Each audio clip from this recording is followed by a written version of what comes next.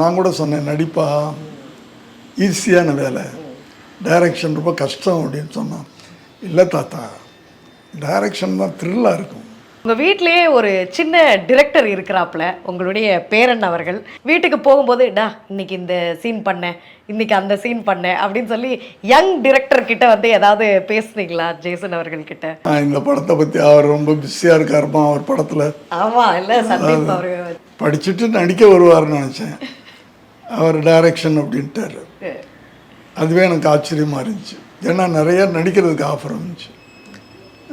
நான் கூட சொன்னேன், நடிப்பா ஈஸியான வேலை, டைரக்ஷன் ரொம்ப கஷ்டம் அப்படின்னு சொன்னான். இல்லை தாத்தா, டைரக்ஷன் தான் த்ரில்லாக இருக்கும் அப்படின்னாரு அவர். சரி, இப்போ அந்த பிஸியில் இருக்காருண்ணா மாறாரு.